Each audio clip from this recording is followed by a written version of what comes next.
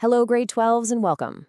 The journey from a single cell to a fully formed human is, well, it's one of the most amazing processes in all of biology. But more importantly for you right now, it's a huge topic in your final exams. In this explainer, we're going to break down the development of the fetus step by step to make sure you master the key concepts and absolutely ace those questions.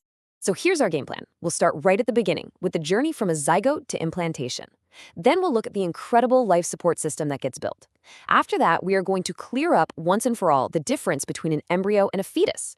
And finally, we'll get our hands dirty with a real exam question to put it all together. Right, let's begin. Our whole story starts in the fallopian tube, literally moments after fertilization. And what happens next is this microscopic, high-speed journey. Honestly, this first week is just a whirlwind of cell division and travel. It's all about setting the foundation for the entire pregnancy. Now, before we follow that journey, let's get our terms straight, because I promise you, examiners love to test this. First up, the zygote. That's the very first cell, the moment of creation, when the sperm and egg nuclei fuse. Simple. Then, once it implants in the uterus, we call it an embryo. That name sticks around until the end of week 8. From week 9 all the way to birth, its name changes to fetus. Why? Because its main job now is just growth and getting everything working. Getting these 3 terms right is absolutely crucial. Okay, let's trace this incredible journey. So after fertilization, that single-celled zygote starts dividing like crazy through mitosis. It's just making identical copies of itself.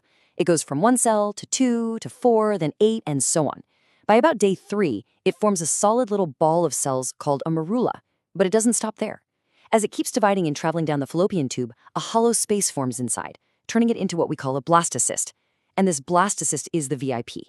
It's the structure that, around day 7, finally arrives and burrows itself into that thick, blood-rich lining of the uterus, the endometrium.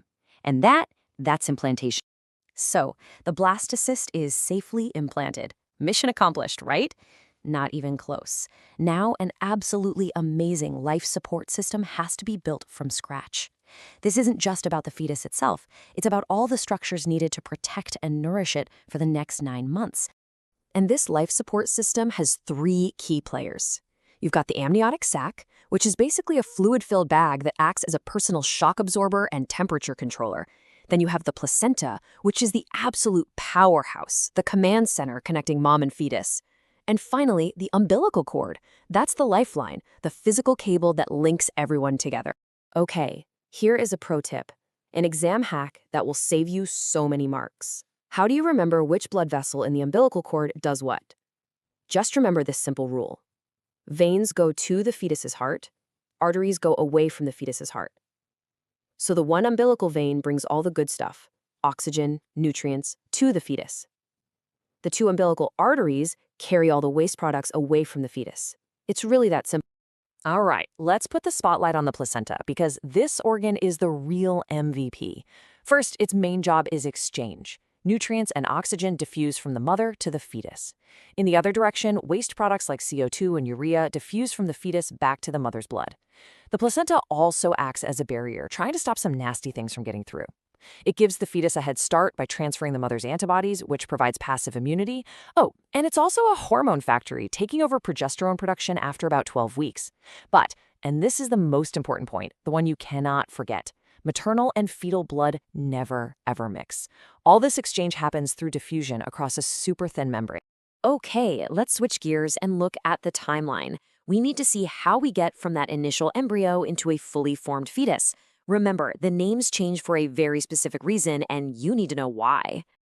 This timeline really shows the 2 distinct stages perfectly. First, you have the embryonic stage, from weeks 1 to 8.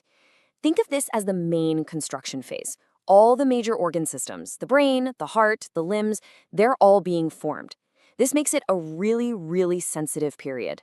Then, from week 9 all the way to the end, we're in the fetal stage. This stage is all about growth and refinement. The organs are already there, now they just need to get bigger, stronger, and mature enough for life outside the womb. Right. Knowing all this stuff is fantastic, but what really matters is applying it correctly when you're sitting in that exam hall. That's what gets you the marks. So let's try and tackle a typical CAPS exam question together. Okay, here we go. A classic 4-mark question. Describe the development of the zygote until implantation occurs. Now, look at that command word, Describe. That's your clue. It means you need to tell the story in a logical sequence. So I want you to pause the explainer right here, grab a pen and paper, and give it your best shot. Go on, try it. All right, welcome back. How did you do? Let's look at the model answer. Did you see how it flows logically? You start with the zygote and mitosis, which leads to the morula, which becomes the blastocyst, which then implants. It's a step-by-step story, and it uses all that specific terminology we talked about. This is exactly what a marker wants to see. And just to make it crystal clear, this table shows you exactly where your marks come from. Mentioning that the zygote undergoes mitosis, that's a tick. Saying it forms a ball of cells called a morula, tick. Then a hollow ball called a blastocyst, tick. And finally, that it implants in the endometrium, that's your fourth tick. Using these keywords is non-negotiable if you want to get full credit. So what's the big takeaway from all of this? It's simple, really. Master the terminology, properly understand the functions of all the parts, and get really comfortable with interpreting diagrams of the fetus in the uterus. This topic is a guaranteed high mark area in your final paper. I promise you, diagram questions on this will come up. Put in the effort now, and your future marks will definitely thank you for it.